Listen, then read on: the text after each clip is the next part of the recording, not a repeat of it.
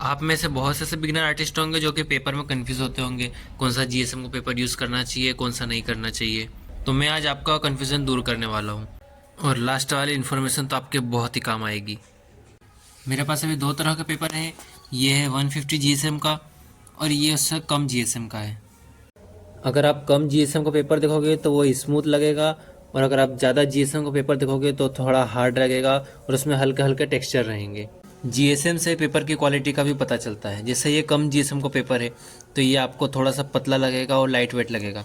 वहीं अगर आप ज़्यादा जीएसएम का पेपर देखोगे तो ये थोड़ा सा मोटा लगेगा और हार्ड सा भी लगेगा थोड़ा। ये फ़र्क सिर्फ दिखने में नहीं, अगर आप इसे टच भी करोगे तो आपको फ़र्क अलग ही पता चल जाएगा। मैं साइड बाय साइड कंपैरिजन करूँ तो आपको अच्छे से समझ में आ जाएगा। ये देखो, ये कम जीएसएम का पेपर है और ये ज़्यादा जीएसएम का पेपर है, दोनों में कितना डिफरेंस आ रहा है। मैं आपको एकदम सिंपल तरीके से समझाता हूँ। मेरे पास अभी एच बी पेंसिल है और ये कम जीएसएम वाला पेपर है। अगर मैं इस एच बी पेंसिल से कम जीएसएम वाले पेपर में कुछ भी ड्रॉ करता हूँ तो ये एकदम स्मूथ रहेगा और इसके बीच में टेक्सचर कम रहेंगे, मतलब जो इसमें पोर्स दिखेंगे वो आपको कम दिखाई देंगे। अगर मैं इसी के ऊपर प्रेशर डालता हूँ तो ये ज़्यादा डार्क नहीं होगा, बस थोड़ा बहुत चेंज लगेगा, आपको ज़्यादा नहीं लगेगा। वहीं अगर मैं एच बी पेंसिल का यूज़ ज़्यादा जीएसएम के पेपर पर यूज़ करूँ तो देखो ये एकदम, इसमें मेरे को हल्का प्रेशर लगाना पड़ेगा, इसमें थोड़े थोड़े टेक्सचर भी दिखेंगे। और अगर मैंने थोड़ा सा प्रेशर ज़्यादा किया तो ये एच बी पेंसिल भी एकदम डार्क चलने लगेगी। मतलब ज़्यादा डार्क तो नहीं रहेगी, पर अगर आप पहले वाले पेपर से कंपेयर करोगे तो उससे डार्क रहेगा ये। अगर आप स्केच में देखोगे तो आपको फ़र्क अलग अलग पता चलेगा। जैसे कि ये कम जीएसएम का पेपर है तो इसमें आपको थोड़ा सा स्मूथ दिख रहा होगा स्केच, और ये ज़्यादा जीएसएम का है तो इसमें हल्का सा रफ दिख रहा होगा।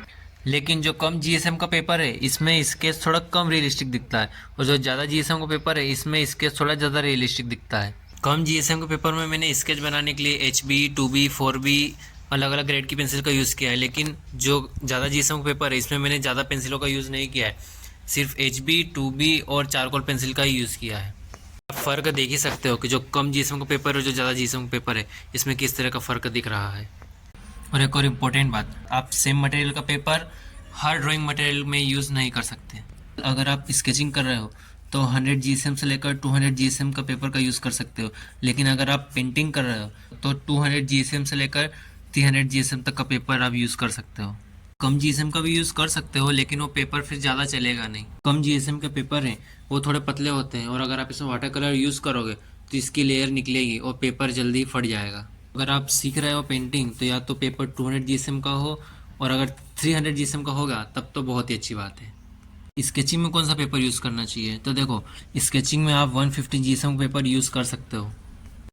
150 जीएसएम में मैं अभी डोम्स के पेपर यूज़ करता हूँ। इसकी प्राइस भी अराउंड 140 रुपीज़ है, जो कि ऑनलाइन और ऑफलाइन दोनों जगह मिल जाएगा। और ऐसी इन्फॉर्मेशन के लिए चैनल सब्सक्राइब कर देना।